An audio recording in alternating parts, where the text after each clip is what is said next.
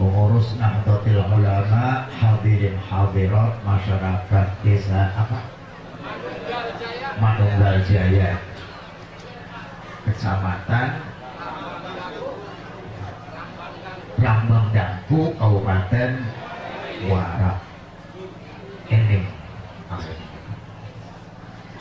Alhamdulillah hari ini hari insya Allah terakhir, dan kalau nggak ketemu lagi ya sudah pernah ketemu. Kita kumpul di Masjid Sirajul Muhajir. Siraj itulah maknanya lampu, padang, perang, petroma, muhajir, transmigran. Jadi di sini masjid namanya Sinar Transmigran. Para bapak, 4 pengajian hari ini itu ternyata semua luar biasa, terdorong dari rasa ingin bisa menghormati Nabi Muhammad Sallallahu Alaihi Wasallam yang disebut Maulid Nabi, karena Allah sendiri sangat memuliakan Nabi Muhammad. Dan kalau Allah memuliakannya, masa kita tidak? Berarti kalau kita ini bid'ah, Gusti Allah juga wani, bid'ah Gusti Allah wani. Muludan bid'ah, berarti Gusti Allah. Karena inti daripada Maulid Nabi menghormati kelahiran Kanjeng. Ya, yang namanya Maulidah, ada yang melakukannya, yang mengamalkannya adalah kiai pesantren. Bahkan kalau di pesantren, insya Allah di sini juga setiap Jumat ya. Setiap Jumat di mana ada Maulid Nabi, sholawat, semacamnya sholawat. Ada yang sholawat naria, sholawat geni, naria. Allahumma sholli sholatan, ada Allahumma sholli sholatan tunjina, Allahumma sholli ala Muhammad bil qulub, Allahumma sholli ala sayyidina Muhammad bil fatih, macam-macam. Muaranya satu, ingin ketemu dengan Nabi, tapi jalannya macam-macam sholawat.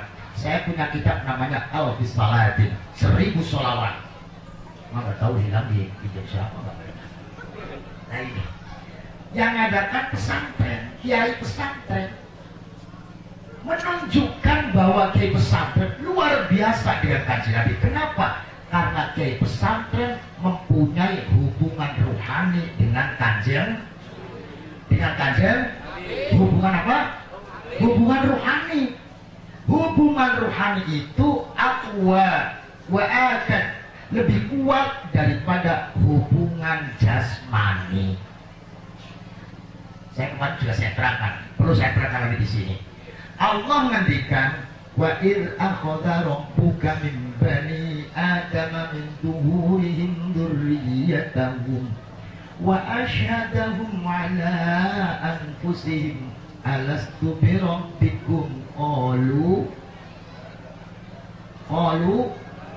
tahu semua qalu bala, kuma qalu sawit ya. Allah menciptakan Nabi Adam. Jadi Nabi Allah lajeng terus memerintahkan malaikat Jibril mengusap punggung Adam. Diusap. Setelah diusap, keluarlah anak cucu Adam berupa roh. Berupa apa? Roh. Lantas Allah bertanya, catat, Allah bertanya, kata Allah, alastu bi rabbikum, bukankah saya Tuhan kamu? Apakah saya Tuhan kamu? Roh menjawab, bala, iya ya Allah, engkau Tuhan kami, kami iman. Ayo, jawab semuanya. Yang tanya siapa? Belum semua yang jawab. Yang tanya siapa? Yang ditanya? Roh. Kok nggak bareng-bareng jawabnya? Yang tanya siapa? Yang ditanya? Allah bertanya kepada roh, dan itu artinya Allah tidak bertanya kepada jasad. Nanti jasad yang akan mengendalikan roh. Jadi Allah bertanya kepada roh. Artinya hanya roh yang mempunyai interaksi dengan Allah, hubungan dengan Allah. Dan kalau hubungannya dengan Allah itu namanya hubungan ruhani. Hubungan ruhani lebih suci, lebih kuat, tidak mementingkan apa-apa. Apa ya? Itu hubungan ruhani lebih suci, lebih kuat. Bukti, nah ini buktinya. Bapak-bapak kesini hanya karena ruhani, dibayar enggak? Dapat plastik juga harga berapa ya? Beli sendiri lebih kuat.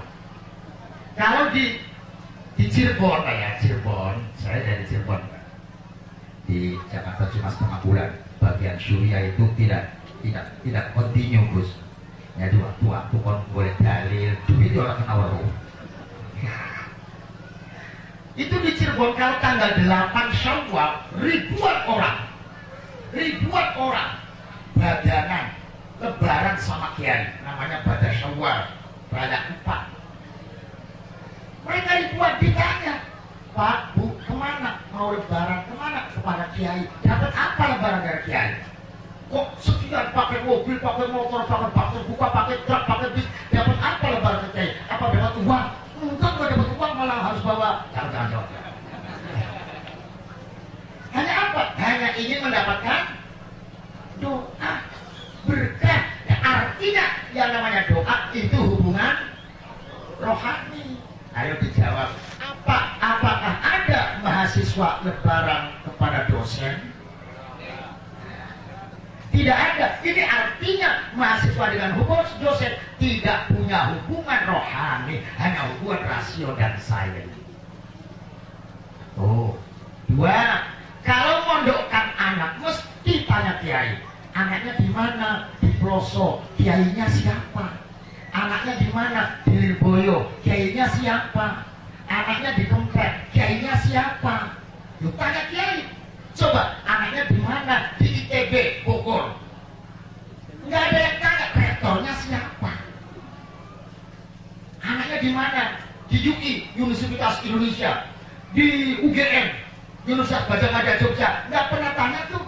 Rektornya siapa? Dekannya siapa? Dosennya siapa? Kenapa kalau pesantren tanya kiai? Oh, karena kami yakin kiai mendoakan saya, apalagi anak saya pesan. Saya yang di rumah saja didoakan. Kiai-kiai dapat pesan dari Imam Ma'ruf Al-Qurfi. Kiai-kiai kalau malam harus baca Allahumma fir li ummati sayyidina Muhammad, Allahumma jibur ummati sayyidina Muhammad, Allahumma arham ummati sayyidina Muhammad. Kana minal abdal. Siapa orang yang muadzabah malam-malam terus baca itu berarti termasuk, nanti akan termasuk golongannya wali abdal. Allahumma fir ummati sayyidina Muhammad, mendoakan umat. Apa itu mendoakan santri? Nah, kira-kira kepala SMA mendoakan murid-muridnya tidak? Kepala SMA ngomong, semoga murid-murid saya jadi orang yang soleh. Ada nggak? Nggak ada. Paling-paling kepala SMA, ya Allah semoga saya jangan dipecat, kan begitu kan? Nah ini hubungan kiai dengan santri adalah hubungan ruhani. Kiai punya ormas, organisasi kemasyarakatan untuk mentransfer. Transfer itu bukan duit saja ya. Untuk memasyarakatkan amaliyahnya kiai. Jadi kiai itu kepada santri, kamu nanti kalau pulang dakwah ya, mulak Al-Quran, yang benar Qurannya, yang sahhat bihas sholat, biqiraatin fasihatin sahhat bihas sholat, qiraatnya yang fasih, yang menjadikan sahnya sholat. Sebab sholat itu qiraatnya harus pas. Pasnya bagaimana? Biqiraatin fasihatin wa bisanatin muttasilin. Karena huruf Quran salah sedikit saja merubah makna. Salah sedikit saja merubah makna. Jadi harus pas. Nah, ini santri. Nah, untuk kemasyarakatan pakai apa? Dia yang pesantren. Kalau yang tidak pesantren, amaliyahnya kiai itu kemana salurannya? Maka kiai membuat jamiah, bukan jamiah politik, namanya jamiah Nahdlatul untuk dakwah kepada masyarakat agar amalnya sama dengan kiai. Apa? Untuk siapa? Mereka yang tidak pesantren. Oleh karena itu dibuatlah Nahdlatul Ulama. Coba dulu membuatnya bagaimana? Singkat saja, nggak usah yang lebar-lebarnya. Begini. Waktu itu Mbak Khalil Madura, pernah dengar Pak? Pernah dengar? Nggak dengar? Jawabnya pernah saja. Mbah Khalil Madura itu kiainya para ulama Jawa dan Madura. Memanggil Kiai As'ad Syamsul Arifin, kiai atau santri senior. Kiai As'ad yang pada era tahun 80 sekian menjadi Rois Am. As'ad di Ikio digowo ini dibawa ya. Kamu cari orang namanya Kiai Hashim Ash'ari Jombang Tebireng, bungkusan isinya kotak, dibawa jalan kaki Pak. Ya Allah, itu santri dulu, taatnya santri dulu. Coba santri sekarang datang lagi, Kiai ongkosnya mana? Nah, itu santri sekarang Pak. Sekarang jawab itu. Datang lagi ongkosnya mana Kiai? Kalau Kiainya jawab ongkosnya nggak punya, itu bagaimana? Gampang Pak, apa? Bahasanya proposal. Kiai ini bodoh nih. Oh, jalan. Di mana itu yang namanya Jombang? Belum tahu. Siapa yang namanya Arif Ash'ari? Tidak tahu. Sampai Surabaya, ya sudah. Kemana? Ke Sunan Ngampel. Pernah ke Sunan Ngampel Pak? Makbaronya salah satu wali Songo. Di Sunan Ngampel, wiridan, sholat, minta petunjuk ya Allah. Saya diperintah guru saya belum tahu apa, minta petunjuk ya Allah. SMS belum ada. Mau tahu 26? SMS belum ada, telepon belum ada. Terus malam wajib di Allah. Pada subuh ngobrol sama orang-orang. Ada dari mana Pak? Saya dari Tebireng. Tebireng coba iya. Tahu rumahnya Mbah Ash'ari? Ya tahu itu. Di depan rumah saya bilang mana sedikit aja. Lu mau pulang? Saya mau pulang. Tuh yang namanya Allah Pak. Dilarang ada orang tetangganya Kiai Hashim. Jangan baru pakai sepur truk-truk, pakai sepur truk ya. Sampai di sana sebentar saja, Mbak ini dari Kiai Khalil Madura. Alhamdulillah. Dibuka bungkusan, isinya kotak. Dibuka kotaknya, isinya 2. Tongkat dan tasbih. Apa Pak? Jauh semua. Apa? Tongkat dan tasbih. Apa? Tongkat dan tasbih ini. Sudah selesai, akhirnya matur kepada Allah. Matur pada Allah. Ya Allah, saya diberi bungkusan isinya kotak. Dalam kotak isinya tongkat dan tasbih. Maknanya apa? Allah memberikan isyarat. Itu Hashim, artinya kamu disuruh membuat wadah. Kotak itu wadah yang ngurusi negara dan agama. Negara itu lambangnya tongkat, agama lambangnya tasbih. Jawab. Negara lambangnya tongkat, kalau agama lambangnya tasbih. Kalau tongkat negara, biasanya pimpinan bawa tongkat, pangdam bawa tongkat, kapolda bawa tongkat, kapolres bawa tongkat. Apa namanya? Tongkat komando. Nabi Musa dulu bawa tongkat. Wa matilka biyaminika ya Musa. Apa Musa yang dibawa? Qala ya asoi. Tongkat ya Allah. Nah ini tongkat. Kalau tongkat kepemimpinan kenegaraan. Kalau tasbih isyarat atau lambang keagamaan. Dulu kiai-kiai itu mesti bawa tasbih, apa ya? Jadi tasbih itu tandanya apa?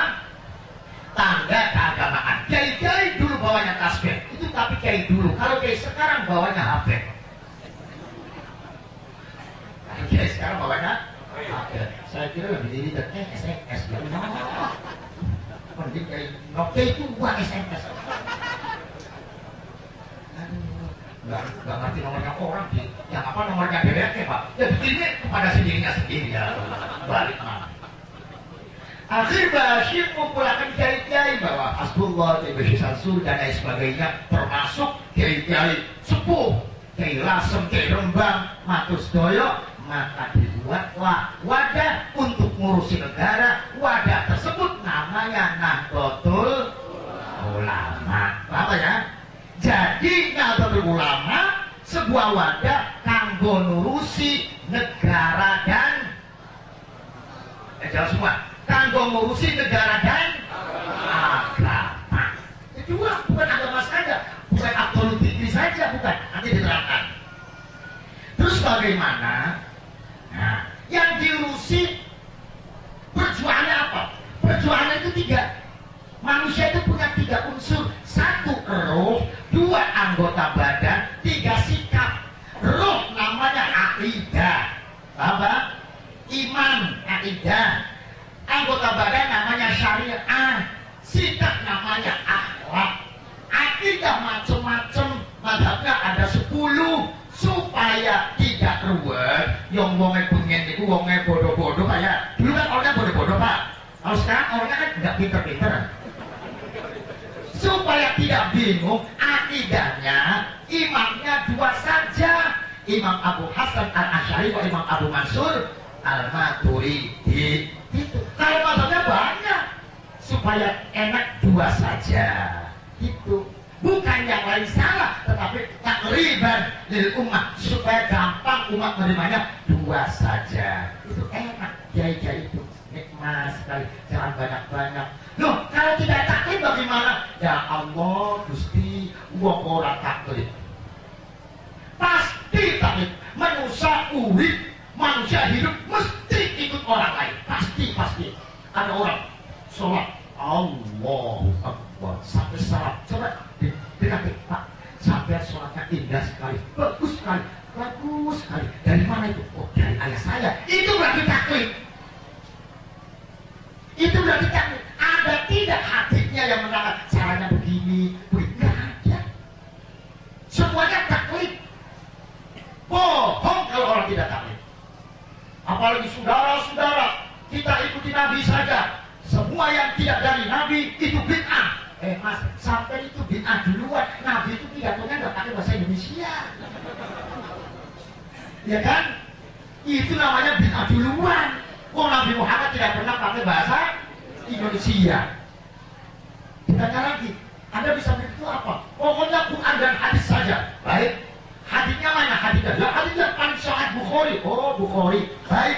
Imam Bukhari adalah bermadhab Imam Syafi'i. Bukharinya saja taklid, Anda tidak taklid. Berarti Anda gurunya Bukhari kan? Nah, itu jadi begitu. Ya. Dalam masalah akidah, imamnya 2 saja. Masalah anggota badan, syariah, imamnya banyak. Imam itu ada 15, imam fikih. Ambil saja 4. Imam Hanafi, Imam Maliki, Imam Syafi'i, Imam Hanbali. Kalau imam yang lain banyak, cuma literaturnya, kitab-kitabnya tidak banyak sehingga suka dicari. Imamnya 4 saja. Itu Pak. Bukan yang lain salah, tetapi yang mudah. Terus sikapnya, akhlaknya sudah jangan banyak-banyak. 1 saja tambah 1 lagi. Imam Al-Junaidi, Al-Ghazali dan lain sebagainya. Lagi cara melakukannya gimana? Gampang. Diikat, ada tambangnya. Masih itu gambarnya nggak ada lagi, ya Allah. Ada. Wicil bisa.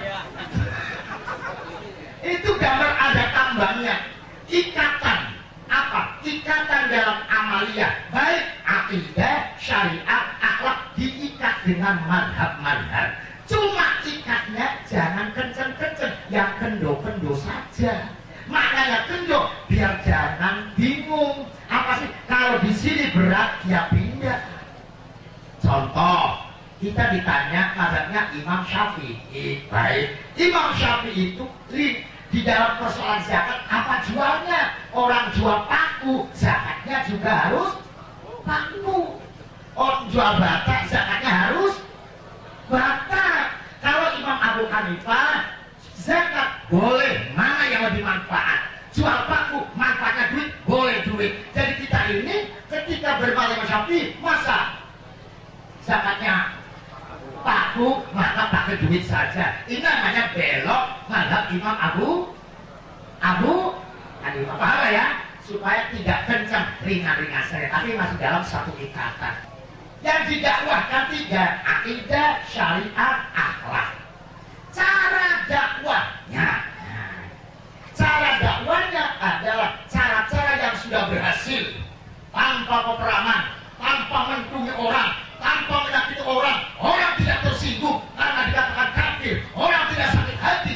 Cara yang dilakukan adalah cara-caranya Wali Songo. Paham?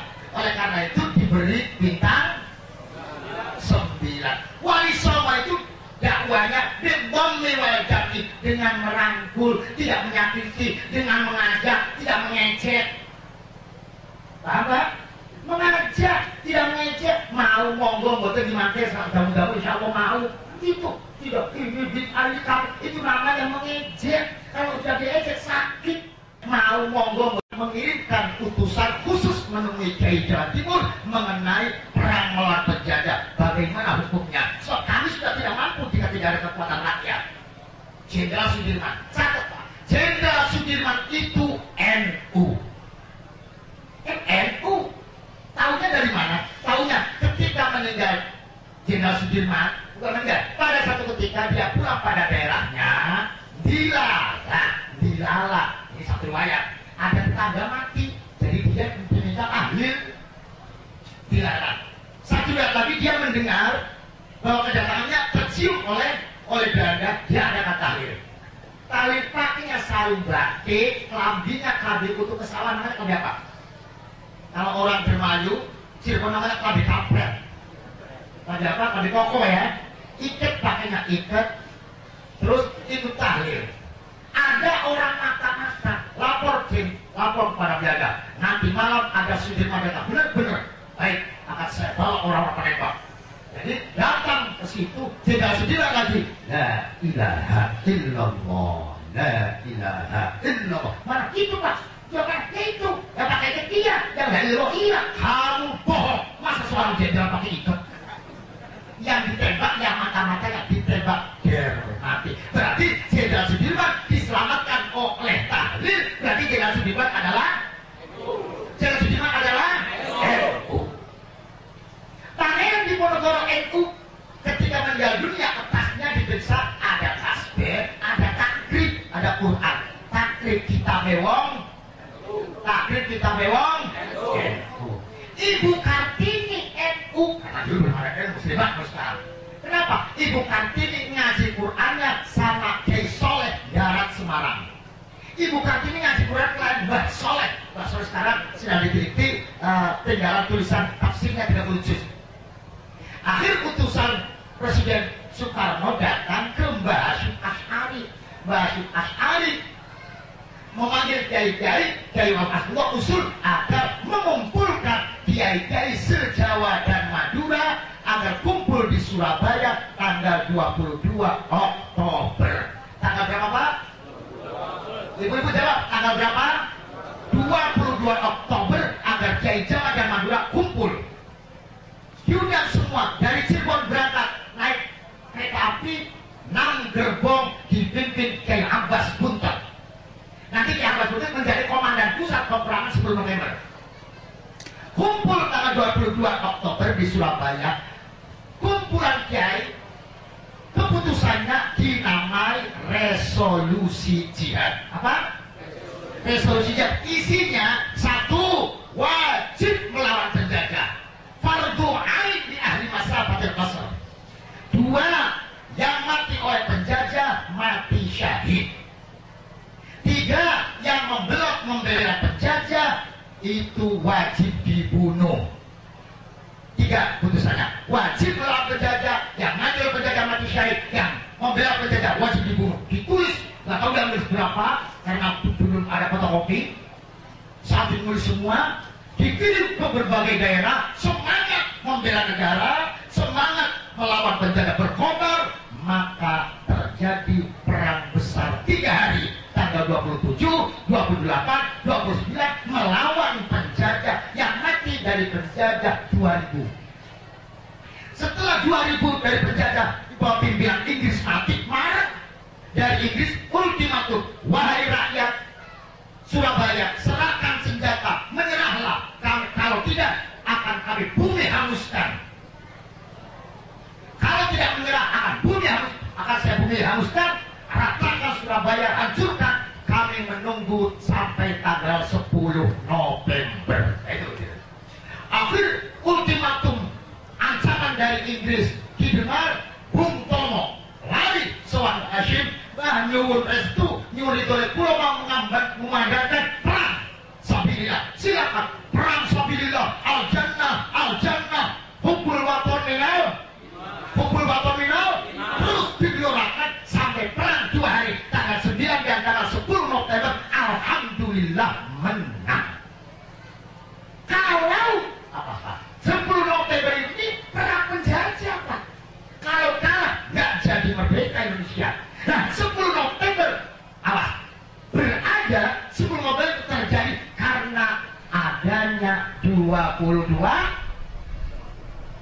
apa lagi lupa kan? 10 November perang penjajah. Kalau kan Indonesia nggak jadi merdeka, 10 November itu perang melawan penjajah, menang. Adanya 10 November itu karena adanya 22 Oktober. 22 Oktober adalah kumpulan para ulama. Oleh karena itu, Panglima TNI Jenderal Gatot Nurmantio pidato pada tanggal 22 Oktober tahun 2015 di Tugu Pramuka mengatakan, tanpa adanya 10 November maka Indonesia tidak akan merdeka. Dan itu jasa para ulama. Sebelum ada TNI, ulama sudah bicara kemerdekaan. Luar biasa. Ini yang pidato Jenderal Panglima TNI. Nah, kita harus tahu negara milik kita, yang membuat kita, yang membuat ulama. Lalu ada kelompok-kelompok ini memecah belah bangsa. Haram itu, haram ini, salaman dicuci tangannya. Kelompok apa itu? Nah, negara milik kita. Kalau Anda mau urusan negara, maka kami sudah komitmen dengan Polri. Ya, asal waktu ada Kapolri dan sebagainya. Siapapun mudah-mudi negara, walaupun bicara melalui NU, keras NU, menjelekkan NU, maka kami sudah komitmen akan diusut melalui polisi. Dan ini negara milik kita. Menang, alhamdulillah. Ini artinya NU ngurusi. Jawab, NU ngurusi. Jadi NU perang, iya. Bahkan ada kejadian pengeboman di daerah Pesuruan, 6.000 orang mati, tentara, pejuang mati, NU, santri, kiai, petani, pelajar mati 6.000. Dilaporkan Mbah Hashim. Mbah Hashim mendengar itu, ya Allah, langsung Allahu Akbar, pingsan. Mbah Hashim pingsan mendengar umat banyak yang mati. Itu artinya Mbah Hashim negarawan, pingsan karena mendengar umat mati. Kalau kita pingsan kalau harganya karet, itu bedanya. Ya Allah, langsung Mbah Hashim mengatakan jangan dimandikan. Karena apa? Karena matinya mati syahid, padahal mati membela negara. Paham ya? Catat, membela negara. Catat, NU berperan untuk negara, dakwah untuk negara, berjuang untuk negara. Ada yang ngomong bener tuh NU perang dari negara. Ya bener, masa gak bener? Ya ngomong, maaf, TBNU masa gak bener? Kok saya nggak mengerti? Nah, jawabnya, tidak mungkin kamu mengerti. Kok saya nggak dengar? Tidak mungkin kamu mendengar. Kok saya tidak tahu? Tidak mungkin kamu tahu. Kenapa? Begini, perjuangan kiai pesantren oleh pemerintah waktu itu dilarang ditulis dalam buku-buku sejarah formal yang diajarkan di SD SMP, supaya rakyat tidak mendengar perjuangan kiai agar tidak ikut kiai. Paham? Supaya rakyat tidak ikut kiai, maka perjuangan kiai tidak boleh ditulis. Persis zaman sahabat Umar. Zaman sahabat Umar ada orang Yahudi masuk Islam, namanya Ka'ab. Siapa namanya, Bu? Ka'ab. Ya, asal bisa hari ini, saya nggak besok lupa lagi, nggak apa-apa. Namanya Ka'ab. Cerita begini ceritanya. Allamani abit Taurata illa sitrahu wahida kana yakhtimuhu wa yudkhiluhu sunduq. Falamma mata abi fatahtuhu fa'idha fihi nabi yakhruju akhirat zaman mauliduhu bi Makkah wa hijratuhu bil Madinah wa sultanuhu. Ini debat, Pak. Kalau pesantren NU itu dua, ada berjanji, ada debat. Akhir-akhir ini ada situn turun, bagus, hebat, luar biasa. Tapi jangan tinggalkan berjanji dan debat, karena berjanji dan debat sudah diistiqomah oleh para ulama NU ratusan tahun. Kalau sudah istiqomah, keramatnya besar. Buktinya, kulhunya para wali dengan kulhunya tukang ojek sama enggak, Pak? Sama enggak? Ya sama, masa enggak sama? Kulhu Allahu. Nah, kenapa kalau wali kulhunya mustajab, kalau tukang ojek kulhunya sama dengan kita enggak mustajab? Karena wali itu istiqomah. Kalau kita kuliah kalau ada orang mati, saya kata betul. Para bapak yang saya hormati, ada orang Yahudi, ini di yang apa namanya debat. Ada namanya orang Yahudi namanya Ka'ab. Saya dulu waktu kecil diajari Taurat. Kita orang Yahudi kan Taurat sampai selesai, salembar sampai selesai. Ada yang satu lembar tidak diajarkan, disobek oleh bapak saya, dilempit, dilipat, dimasukkan kotak, dikunci. Saya tanya, Pak, itu apa? Diam kamu, jangan tanya. Kenapa? Jangan tanya. Isinya apa? Gak boleh tahu. Bapaknya galak. Bapaknya galak, melarang. Tapi orang itu begitu. Kalau dilarang malah tambah ingin tahu apa sih dilarang. Sebabnya apa? Kenapa tidak boleh? Maka dia pengen tahu apa isinya, kata. Kok dilarang dibaca? Kok sampai bapak melarang? Apa isinya? Tapi mau diambil gak berani. Akhirnya gimana? Akhirnya kapan saja bapak saya mati. Kalau bapak mati saya ambil kotaknya, saya bongkar, saya baca. Jadi mengharap-harap bapaknya cepat mati. Ada tetangga saya, tapi setengah gila, mengharapkan bapaknya cepat mati, tujuannya biar cepat dapat. Kok ngerti? Sama setengah gilanya. Akhirnya mati bapaknya. Begitu mati, apa yang terjadi? Falamma mata bi fatatuhu faida fi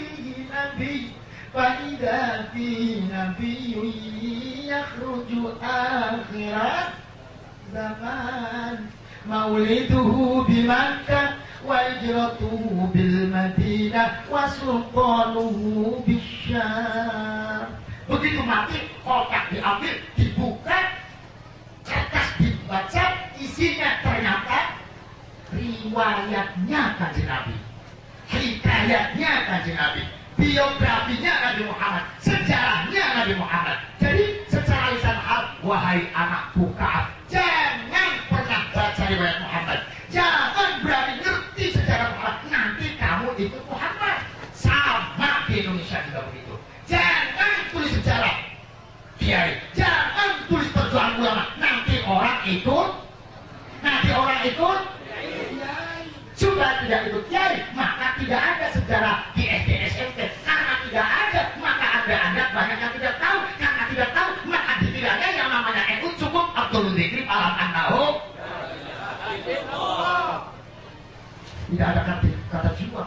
Nah, setelah itu kumpulan kiai-kiai, tidak apa-apa, jangankan perjuangannya. Saya bilang, gambarnya saja langsung dari Allah. Gambar NU itu langsung dari Allah. Gambar NU apa, Pak?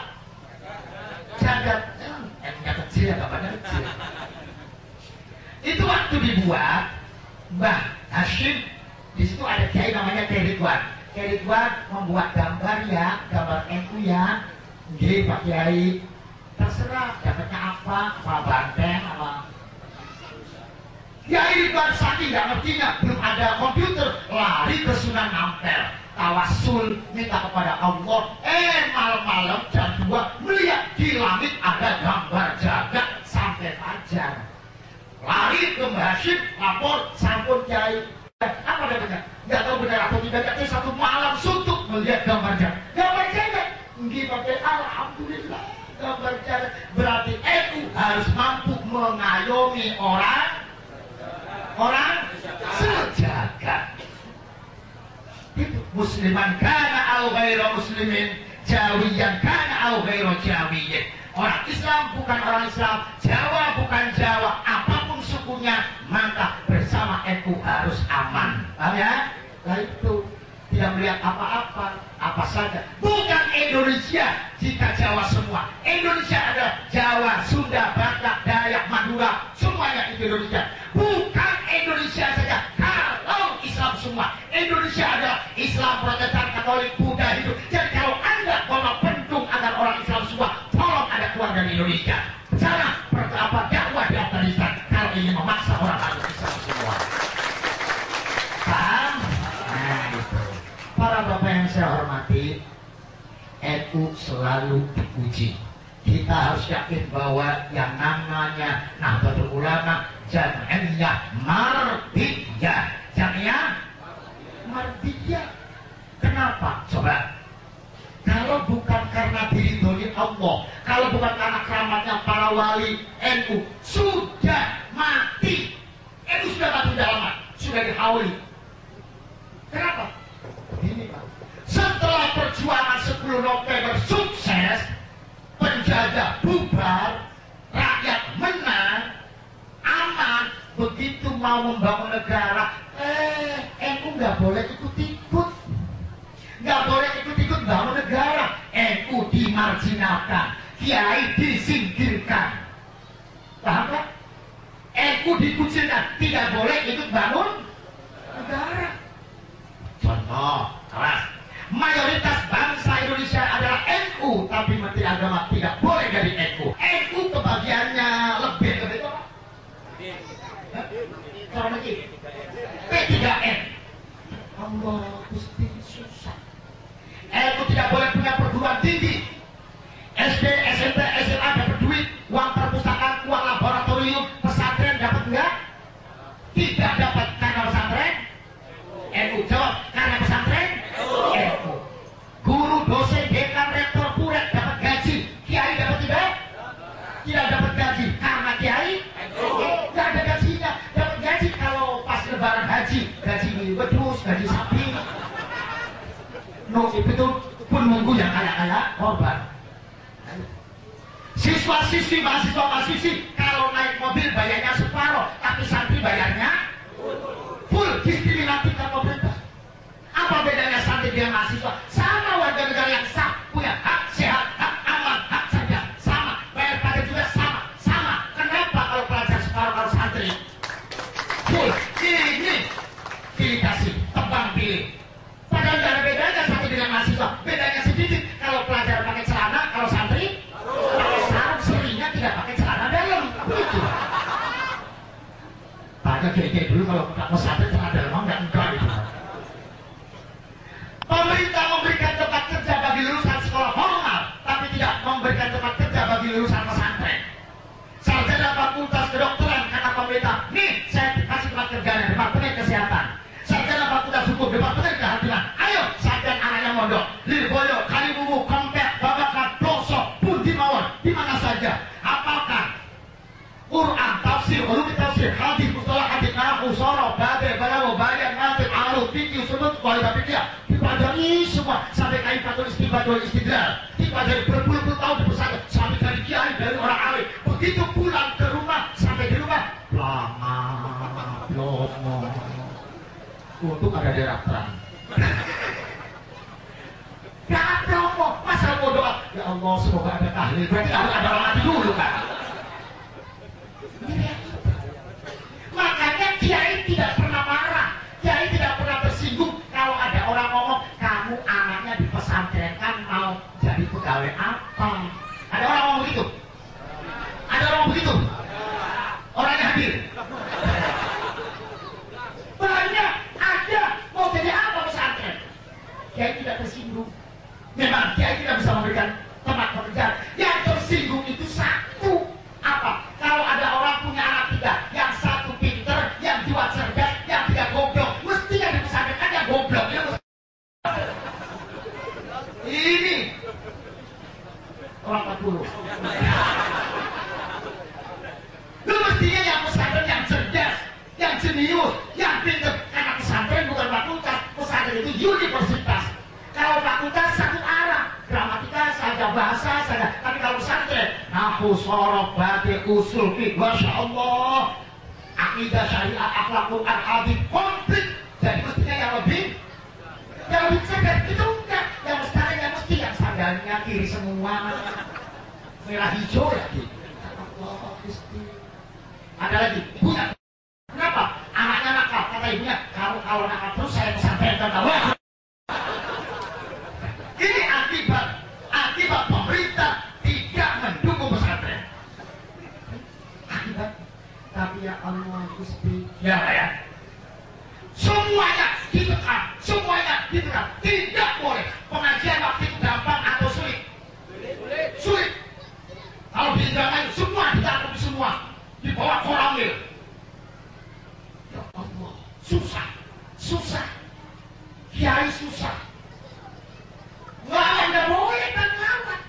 Nabi Muhammad itu diintimidasi, didolimi oleh penguasa Mekah. Nabi Muhammad berada di Mekah, didolimi, yang mendolimi penguasa Mekah, tidak boleh melawan, karena melawan namanya memberontak. Memberontak dilarang dalam agama. Begitulah NU. Jadi gimana saya dipencungi? Sabar, sabar baik, puasa bis. Kita punya ya hayu dan ya hayu, ya hayu, ya hayuku, ya hayumu. Kayu isut, kayu isut, kayu isira, kayu isut. Wah. Kayu saya, kayu kamu saya, kayu saya juga. Gak boleh sabar. Kenapa? Kalau melawan memberontak bilang dalam Islam. Saking melaknya terhadap umat, Kiai NU ngomong secara lisan hal. Wahai orang-orang berebut negara, silakan ambil itu negara. Bukan kami tidak merasa wajib, kami berkewajiban. Karena bangsa Indonesia yang banyak adalah NU. Kami harus berbicara kesehatan warga NU, ekonomi warga NU, pendidikan warga NU. Tapi daripada warga NU dipenuhi terus, silakan, kami akan mundur. Ya Allah, bagaimana ini ya Allah? Nah, persis dengan Kanjeng Nabi.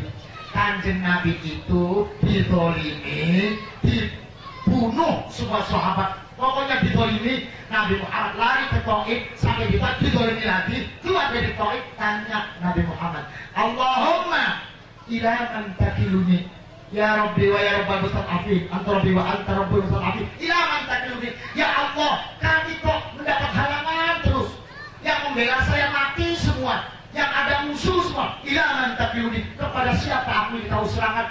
Saya ini pembelanya siapa? Allah menjawab, Muhammad, ya ayyuhar rasul balligh ma unsila ilaika min rabbik fa in lam taf'al fama ballaghta risalata wallahu ya'simuka minan nas.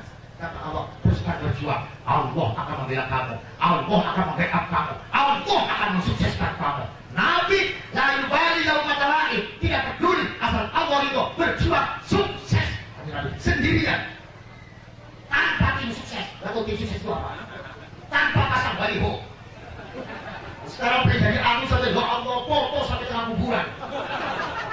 Nabi tidak melakukan itu semua. Sukses. Walidalik qala adzaba bi rabbi fa'asana tadi persis dengan NU. Ya Allah, kami berjuang untuk negara. Setelah kami sukses, kami di sini kan tidak boleh ikut-ikutan. Kemana ya Allah? Kata Allah, sudah berhenti dulu. Kamu dengan saya dulu.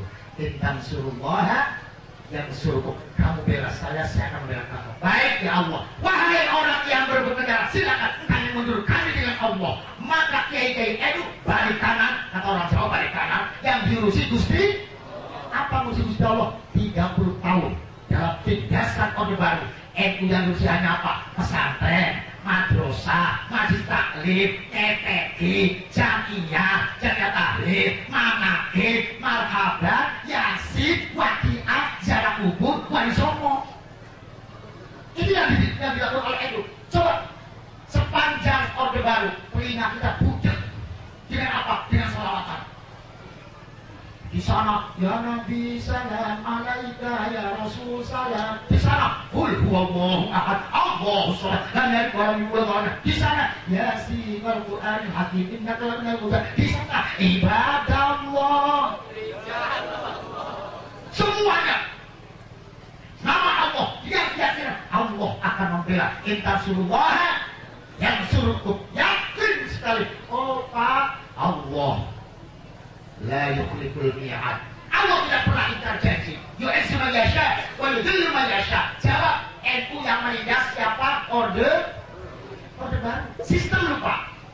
Bukan orang, sistemnya.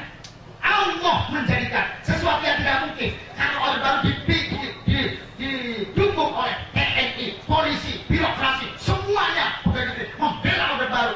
Tapi kalau Allah menghendaki apa? Orde Baru lengser. Lengser nggak Pak? Lengser. Setelah lengser, yang muncul siapa? Siapa jadi presiden? Gus Dur. Aneh kan? Tahun 94, Muktamar NU di Cipasung, ketua NU-nya Gus Dur. Gus Dur tidak boleh duduk di barisan depan.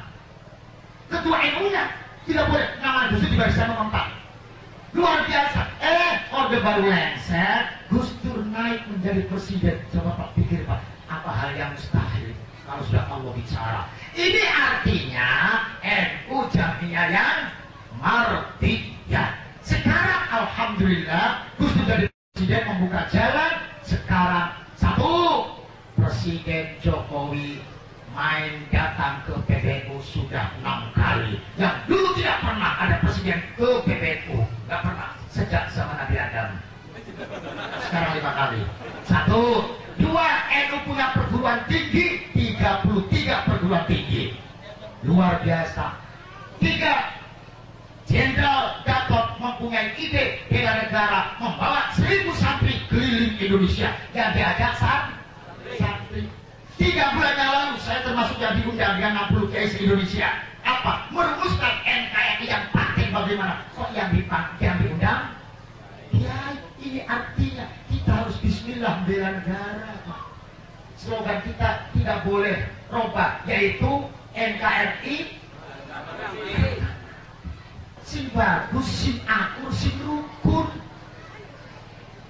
Sebab radikalisme akidah. Radikalisme akidah itu apa? Haram, musyrik, kafir. Itu namanya radikalisme akidah. Akan berakibat radikalisme tindakan. Kalau haram, kalau kafir, berarti halal darahnya. Kalau halal darahnya dibunuh boleh, maka mereka ngerakit bom. Begitu Pak.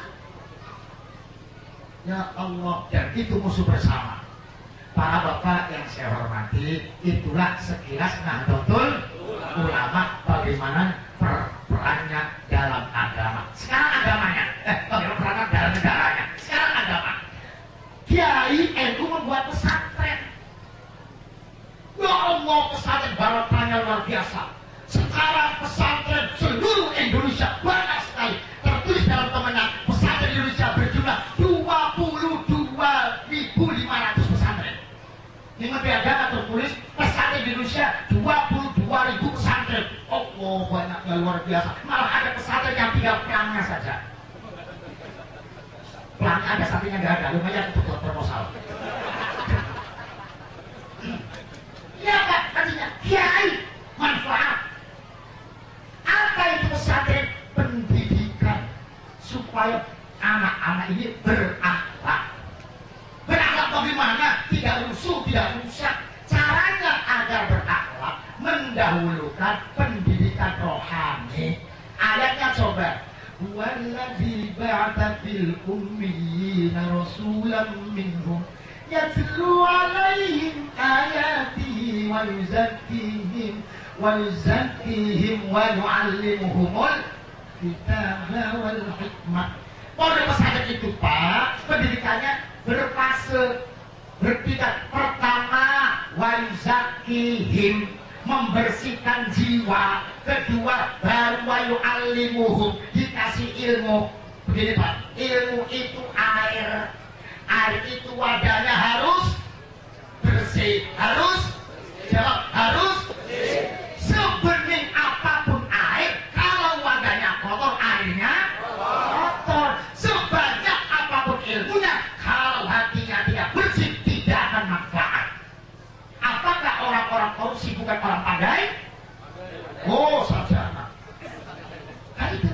Maka di pondok itu ada tazkiyatun nafsi. Apa tazkiyatun nafsi? Jamaah, ya, jamaah, wiridan. Kita membersihkan jiwa, baca Quran, ziarah kubur, marhabanan. Itu tazkiyatun nafsi. Itu adanya di pesantren. Silakan. Di SMA, perguruan tinggi, tidak di bawah pesantren. Apakah ada jamaah? Apakah ada aurat? Apakah ada tawasul? Tidak ada. Padahal harus tazkiyah dulu. Maka di tempat Pak Kiai ada pendidikan formal, SMP, sanawiyah, aliyah. Tapi untuk menjaga pesantrenan, satu, sekolahnya ba'da zuhur, pagi khusus ngaji. Kalau ingin disebut mempertahankan pesantren, kami laksanakan. Di Darussalam kritik silakan saja, nyatanya 10 besar. Kedua, anak tidak boleh campur, tidak boleh ikhtilat baina rijal wan nisa. Perempuan laki-laki harus bisa, tidak boleh. Apalagi harus pakai celana sepatu, tapi ketika belajar sepatu harus dilepas karena Anda akan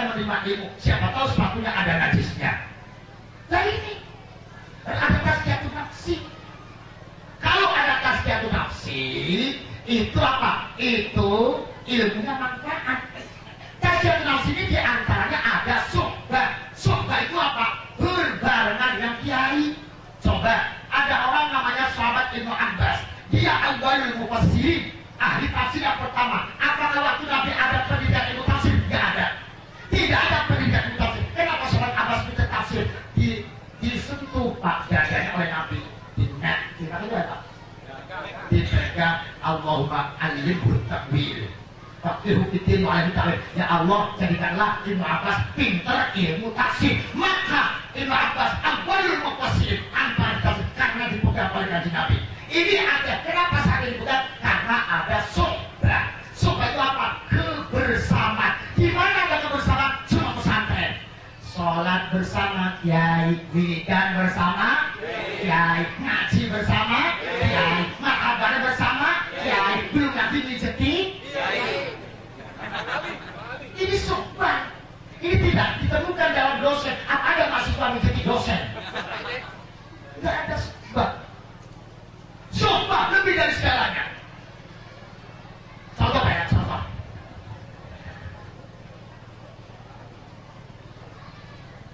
Imam Ghazali. Waduh, sahabat-sahabat. Imam Ghazali itu menjadi imam masjid besar. Punya adik, wakilah kakak, namanya Imam Ahmad. Itu sufi, orang tasawuf. Imam Ghazali imami sholat duhur, wakilah sholat asar. Imam Ahmad makmum. Yang namanya imam besar pakai jubah wol, sarung Samarinda, jubah wol, sorban biru kudu besar. Wah, bagus sekali, mahal-mahal. Allahu Akbar. Makmumnya Imam Ahmad ahli sufi, ahli tasawuf. Imam Ahmad makmum dapat 2 rakaat mufarokoh. Nanti mufarokoh bisa, tidak makmum terus, dia sholat sendirian. Setelah selesai, geger Imam Ahmad mufarokoh, memisahkan diri. Berarti Ghazali sholatnya belum benar, gitu. Terus geger, malu Imam Ghazali, matur, lapor kepada ibunya. Bu, iya Ghazali, tolong panggil Ahmad. Kenapa? Ahmad mufarokoh. Atau kalau kakak ya, Ahmad mufarokoh. Panggil Ahmad. Ahmad, bener kamu mufarokoh? Bener Bu. Kenapa? Jawab yang jujur, kenapa kamu mufarokoh? Apa salah Ghazali? Maaf Bu, ketika rakaat ketiga saya melihat hatinya Ghazali ada darahnya. Di dalam hatinya Ghazali ada darahnya. Ghazali menjawab, Ghazali benar, Ghazali apa benar? Jawab, benar Bu, ketika rakaat ketiga saya hatinya kerentak. Apa kerentak? Hati saya kerentak, apa kerentak? Tidak kerentak Pak. Hati saya ngomong kerentak tentang hukumnya darah istihadah, darah haid. Saya di hatinya itu berbicara tentang darah haid. Darah haid itu tahu, Imam Ahmad tahu hatinya Ghazali ada darahnya. Padahal yang dibahas itu hukumnya darah haid. Ya Allah, Imam Ahmad luar biasa, tahu hatinya Ghazali. Untung Imam Ahmad tidak sholat di sini. Kalau sholat di sini tahu semua, hatinya kritik semua. Ya Allah, langsung Imam Ghazali pucat. Min aina arafta ya akhi? Wa man 'allamaka bidzalik? Dari mana kamu tahu siapa gurumu? Qala 'allamani syaikhi wa rabbi rufi an-Nassaj. Saya punya guru namanya An-Nassaj. Di mana An-Nassaj? Ya pokoknya di sana lah, nggak tahu Fajar ke sana lagi, nggak di malam ke mana nggak tahu. Ghazali langsung pakai sorban jubah, cari gurunya dia, naik kuda, semalam suntuk Pak. Sampai di sana pada subuh, rumahnya kecil, ada latarnya sekitar latarnya 4 kali 6 lah latar halaman. Itu halamannya penuh dengan kotoran unta, kotoran kambing, kotoran himal. Kotorannya habis kehujanan, gimana Pak? Kotoran habis kehujanan bagaimana? Oh begini Pak.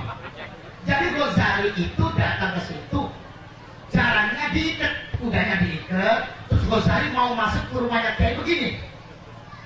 Apa namanya? Jis Jawa. Orang siapa namanya? Hijai. Beginilah, begini. Biar tidak kena najis. Ya. Sampai di pintunya ditengok, ada kayaknya lagi baca kitab kayaknya. ini saja. Kita dulu. Kita sekarang ini tidak lihat. Orang hotel juga sekarang pakai HP. Imam Ghazali ketuk pintu. Tok tok tok tok. Assalamualaikum. Dia begini. Lama sekali. Tok tok tok tok tok. Assalamualaikum. Dia begini. Kenapa kamu mau masuk ke rumah saya? Caranya begini. Seberapa sucinya kamu, seberapa ilmunya kamu, seberapa pintarnya kamu, seberapa dekatnya kamu dengan Allah, kok sudah cicip dengan rumah saya? Ya Allah. Langsung ditembak. Kamu seberapa sih pintarnya, alimnya, khusyuknya? Seberapa mengajar dengan Allah, kok sudah cicip dengan rumah saya? Cicip dengan Allah lebih kotor kamu daripada ngaji yang ada di depan rumah saya. Nangis Ghazali. Itu tahiyatun nafsi, dibersihkan dulu jiwanya. Jangan sombong, jangan rasa sendiri. Yang lain kafir, dia sendiri yang surga. Kafir bin asal yang muda banget. Dan yang kedua, kenapa saya tidak jawab asal kamu yang kedua? Karena kamu dosa besar. Apa? Sukudon sama saya. Tadi kamu mengira saya budek kan? Tadi kamu menamai saya tuli. Wah, kayaknya tuli kan itu dosa sukudon. Dosa dengan saya. Apalagi sukudon dengan kiai, sukudon dengan polisi itu tidak boleh. Dosa. Ini namanya batetoni. Dosa itu tidak ada orang minta maaf karena sukudon. Saking sukanya. Tapi kamu beda seberapa ilmu sukudon tidak dipakai. Waduh. Salahnya ketika kamu tidak saya jawab. Kenapa?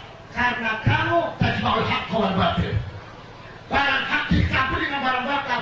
Barang hak itu apa? Barang batal apa? Sudon, dosa dicampur dengan nama Allah. Assalam nama Allah. Allahur Rahmanur Rahimul Malikul Quddus. Nama Allah suci, sudon, kotor dicampur. Kamu menajisi nama Allah. Dosa lebih besar lagi. Imam Ghazali nangis Pak.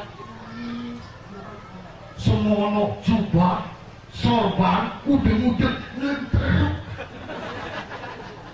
Baru beliau tanya, kamu siapa sebetulnya? Saya Ghazali Pak Kiai. Mau apa kesini? Mau ngaji. Ngaji apa? Ngaji sama Kiai. Salah saya? Iya. Ingin jadi murid saya? Iya. Bener. Taat tidak kepada saya? Taat Pak Kiai. Bener. Sapu dan bersihkan itu halaman. Ayo jawab, masih adakah mahasiswa yang mau menyapu kotoran? Tidak mungkin ada. Sampai sekarang masih ada. Mas konsisten, mau disuruh apa saja oleh Kiai? Mahasiswa nggak mau, muridnya sudah nggak mau. Ini tidak ada hubungan rohani. Bersihkan halaman. Jadi konsepnya begini. Ya Pak Kiai. Cari apa? Cari sapu Pak Kiai. Pakai tangan. Tunggu. 4 kali 6 pakai tangan. Setelah ditutup pakai tangan, didirikan apa yang mereka? Dilipatkan bajunya, jangan dilipat. Sarungnya, jubahnya, sorbannya, semua kena najis. 3 jam lebih membersihkan halaman. Sudah selesai, cukup. Mandi Ghazali. Duduk. Kamu ingin jadi murid saya? Ya, betul, saya terima. Sekarang terima ilmu saya. Siapa Kiai? Ingat ya? Iya. Bismillah. Bunyi. Bismillah. Ya pulang. Pulang. Kiai ngaji. Ya itu ngajinya. Coba kalau orang Palembang. Ya kalau Bismillah saja nggak usah nyapu halaman kan gitu.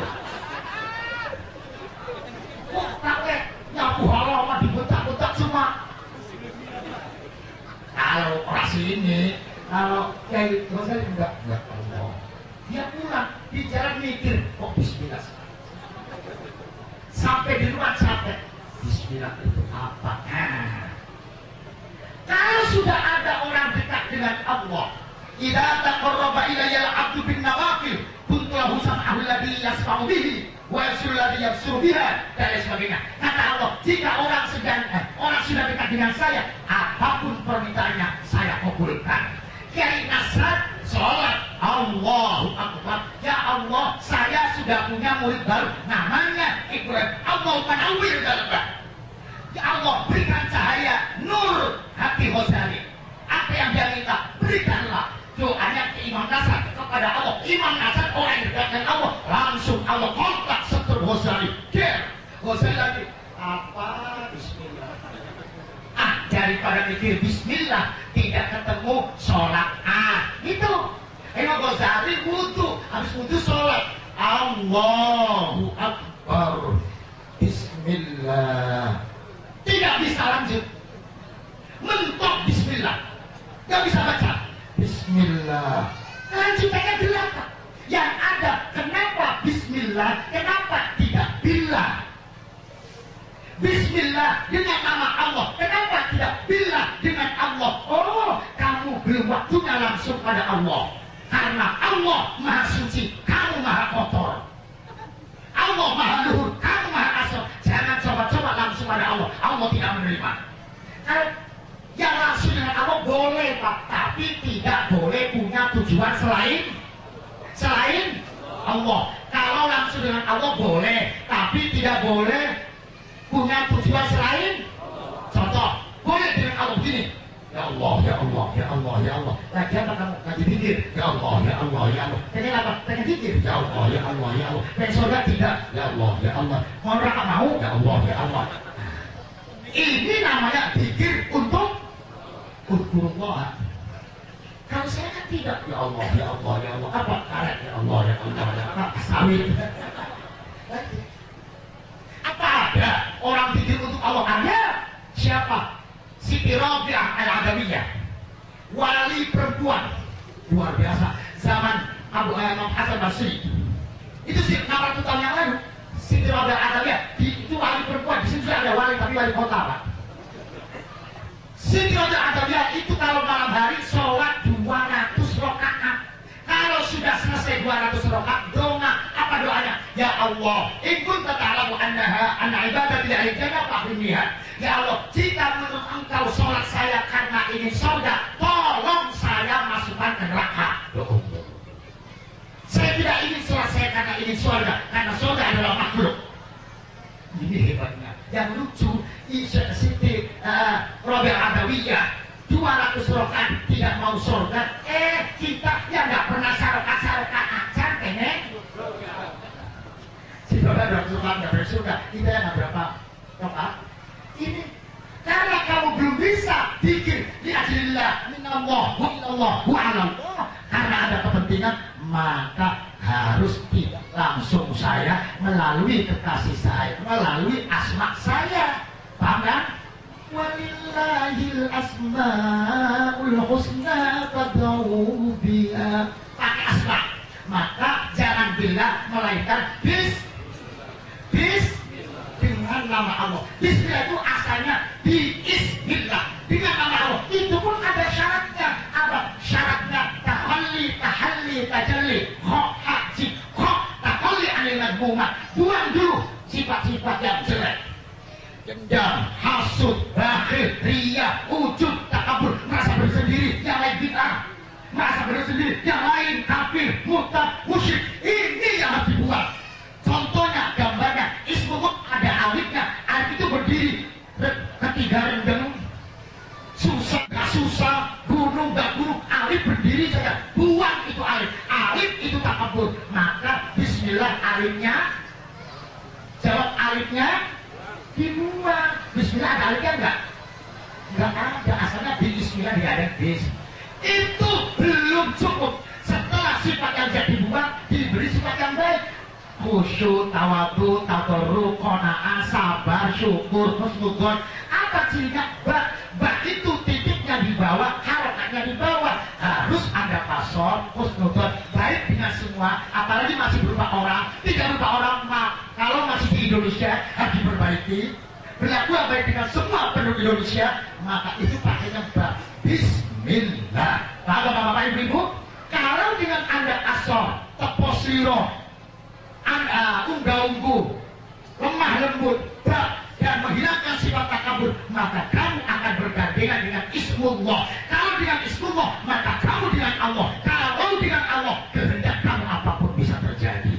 Di sinilah pendidikan kiai. Kalau di kiai maka ada akhlakul karimah. Nabi Muhammad sendiri dalam pidatonya, hadisnya apa? Innama bu'ithu liutammimal kalimat, tidak pernah ngomong innama bu itu liutammimal ilma, tidak. Innama bu itu liutammimal ulum, tidak. Innama bu itu liutammimal makarim, akhlak, perilaku yang baik. Inilah yang diprogramkan oleh Nahdlatul Ulama. Satu adalah negara yang kuat, rukun, damai. Kalau sudah kuat, rukun, damai, maka berarti kita bisa ibadah, bisa mulang, bisa ngaji kapan saja. Yang kedua adalah syariah yang benar. Yang ketiga, perilaku yang baik dengan siapapun. Oleh karena itu, para bapak, para ibu, mari kita yakin dengan NU sebagai jamiah nabiyah yang mardiyah. Dan kedua, di hukum pesantren di sini alat takbir Islam Kiai Mursyid, Kiai Mursyid dan Kiai Amrar. Itu Kiai yang itu bareng-bareng, semoga menjadi pesantren yang bermanfaat. Amin. Dan semoga pemerintah di sini menjadi pemerintah yang sinergi dengan kita. Kita harus mampu memberikan satu kekuatan untuk mendukung program-program pemerintah setempat. Demikian saja, mohon maaf, matur nuwun Pak Kiai, Pak Jinasor, matur nuwun. Wallahu muwaffiq ila aqwamit thoriq. Wassalamualaikum warahmatullahi wabarakatuh.